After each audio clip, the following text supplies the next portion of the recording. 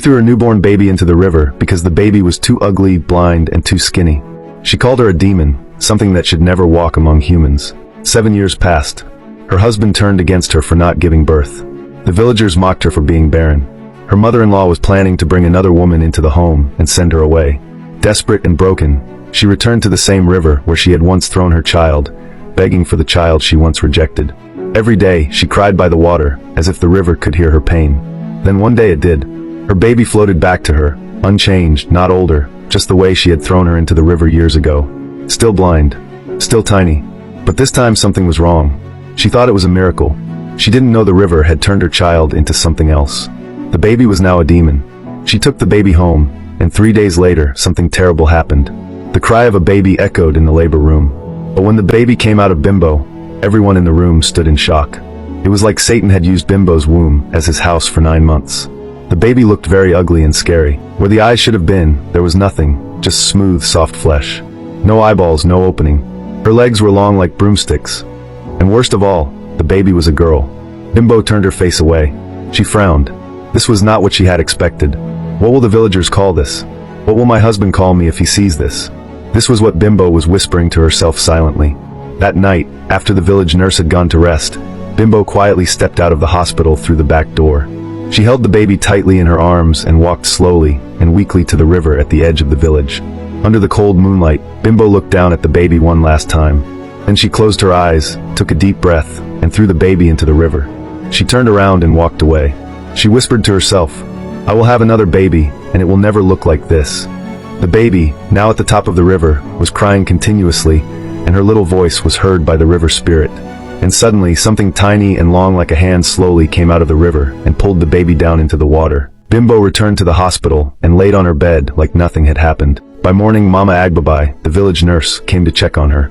She looked around. The baby was gone. She turned quickly to Bimbo. "Where is your baby?" Bimbo sat up slowly, her eyes red. Then she whispered, "I threw the baby into the river."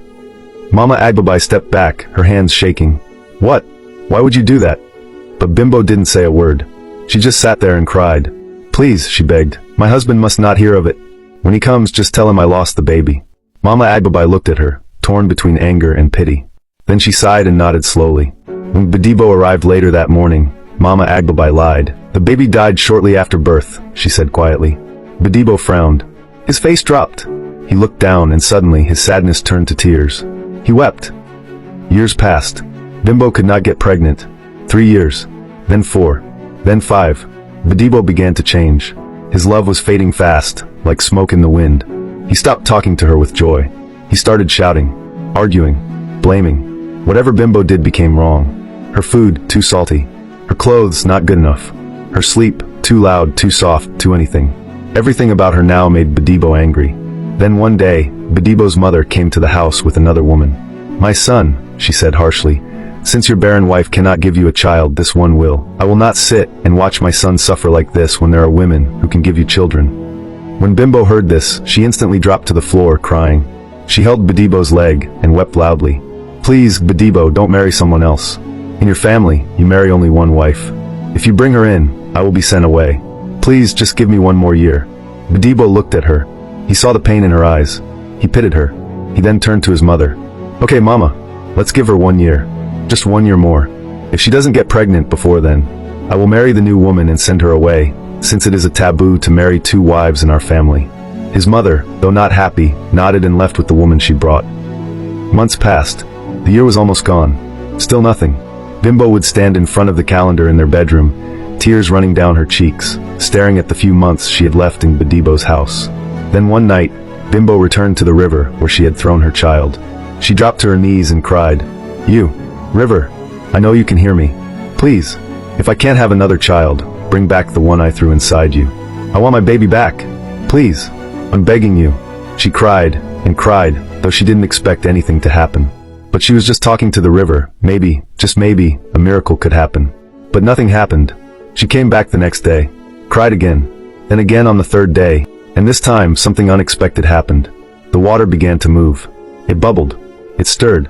Then, the river broke open, and something that looked like a spirit rose slowly from the edge of the water. But this was not a spirit. It was the river mermaid. Bimbo's mouth opened wide. Her hands shook. Her heart nearly stopped. The mermaid's eyes glowed. Her voice was calm, but sharp. "You threw your baby away with your own hands," she said. "The child is gone. You forgot, a child is a child. And through that child, the one greater than her would have come. But now, the river has swallowed your baby." Bimbo fell to her knees, her voice shaking, crying, begging. "Please, please, give me back my baby." The mermaid stared at her in silence. Then she finally spoke. "Your baby is dead, but I have her blood with me. If you are ready to drink the blood and follow the warning I will give you, then you will be pregnant." Bimbo shouted, "Yes, I'm ready." Then the mermaid lifted a small calabash. "If you drink this blood, in a few months you will be pregnant. You will give birth to twins. One of them will look worse than the one you threw away. The other one will look normal." The mermaid's voice became firm, almost cold. "But be warned, the one who looks worse, you must never let her suffer. You and your husband must pamper her no matter what she does. You must never beat her. Even if she offends you or does something terrible that deserves beating, you and your husband must always say sorry to her. You must protect her with your life. You must pamper her like a queen. And again, you must never tell anyone what you saw tonight. Not even your husband. Don't tell your family. Don't tell the villagers. If you break this warning, what will happen, you will never be able to explain." Bimbo, still crying, nodded. "I agree. I'll do everything you said. I promise." The mermaid handed her the calabash. "Drink." Bimbo drank it all. 2 months later, Bimbo became pregnant. Bimbo was full of joy. His love for Bimbo returned, stronger than ever. He called for a big celebration in his compound. Goats were killed. People danced. Everyone ate and drank. Then, 9 months later, Bimbo gave birth to twins. The first child, a girl, looked even worse than the one she had thrown away. Very black. Ugly. Her body was thin like bones. Her face looked like a creature. She looked and smelled like something born by a goat. The second was a boy, healthy and normal. Bimbo frowned when he saw the girl. "What kind of child is this?" he muttered. "Will this one not be a disgrace to me?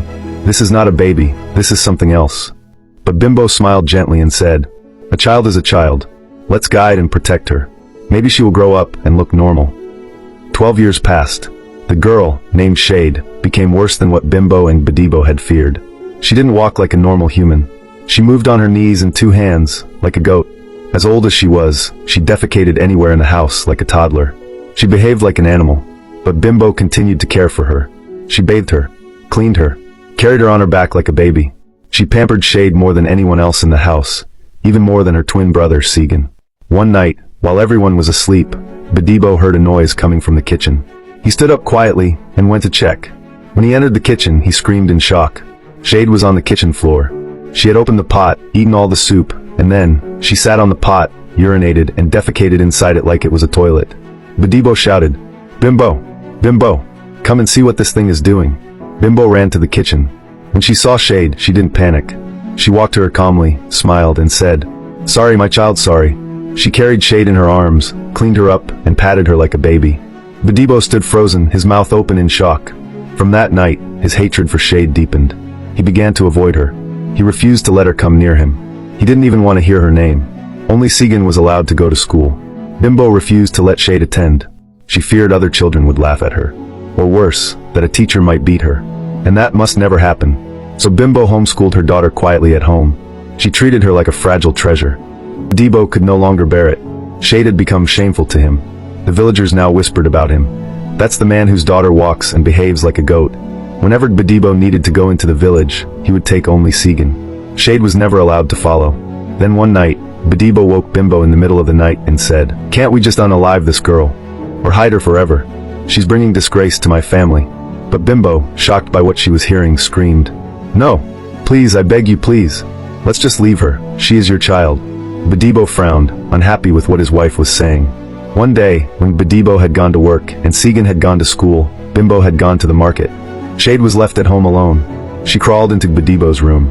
There, like a wild goat, she chewed all his important documents, house papers, car documents, certificates. She scattered the entire house like a stubborn child having a tantrum. By the time she finished, the whole house was in chaos. That day, Bimbo was the first person to come home. When he returned and saw what had happened, his heart burned with rage. He saw all his files, certificates, and documents eaten to pieces on the floor. This time, Bimbo wasn't around to protect her. "You've done it again today," he shouted, shaking with anger. "And today I'll show you, I'm not a father that takes nonsense. Your mother who always protects you is not here now." In his fury, Bimbo pulled off his belt. He raised it and flogged Shade. Again, and again, and again, until his own hands were tired, until his breath was heavy. Shade cried. Her voice echoed through the whole compound. Everyone could hear. Later, when Bimbo returned and saw that Shade had been beaten, and saw marks on her body, she screamed. Her voice filled the whole street. "You've killed me," she shouted, her eyes wild. "Why did you beat her? She destroyed everything." Bimbo barked back. "She scattered the house, ate my papers. You should never have touched her." Bimbo cried, falling to her knees. She wept loudly, not like a mother defending her daughter, but like a woman who had just received her death sentence. That night, Bimbo couldn't sleep. She sat up, staring into the dark, shaking.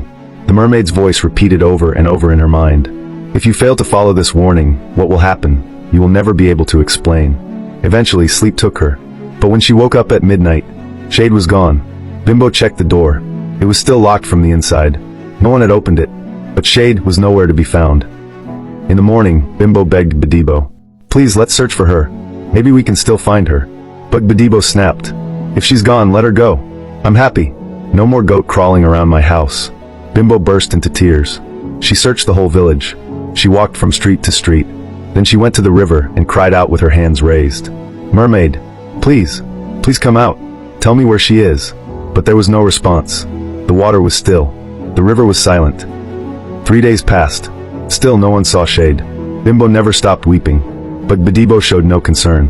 Then the 4th day, late in the night, there was a knock on the door. Bimbo walked to open it. When he did, he froze. In front of him was a huge snake. Before he could react, the snake leaped forward and bit him in the neck. He screamed in pain. Bimbo heard his scream. She knew something dangerous had happened. She grabbed Segan, her only son, and ran out through the back door. She was running straight to the river, shouting as loud as she could, "Mammy! Mammy! Please! Help us!" As the snake chased her, fast and angry. When Bimbo reached the edge of the river, the mermaid was already waiting. She stood on the water with a cold laugh on her face. "I warned you," the mermaid said, "but you failed. The child you once killed and still failed to protect has come for you." Bimbo dropped to her knees. "Please, help me. I didn't mean for this to happen." The mermaid's smile faded. Her eyes turned dark. "An agreement is an agreement. I can't do anything. I gave you back the child. Now it's the child's choice to kill you or let you go free." Suddenly, the snake reached the river, and with no hesitation it leaped and bit Bimbo in the neck. She screamed and fell backward. Her body hit the river. Then, the snake entered into the river, and as soon as it touched the water, it turned into blood. She returned to the mermaid. But someone was watching. A villager, hiding in the bush, had seen and heard everything. He ran straight to the village square, screaming, "Bimbo is dead! Bimbo is dead! I saw it! A snake! It bit her! She fell into the river! The mermaid! The child!" He explained all he had witnessed. The whole village rushed to the river with fear and confusion. There, floating on the water, was Bimbo's lifeless body. They pulled her out and carried her to the king's palace. From that day, Bimbo's story became a warning to every woman in the village. Even Mama Agbabai, the nurse who helped deliver Bimbo's first child, wept bitterly when she heard. She adopted Segan as her child. The village spoke of it for years. This story teaches us that a child is a child, no matter how they look or what gender they are. Every child deserves love, not rejection, because what you throw away today may return tomorrow in a way you can never control.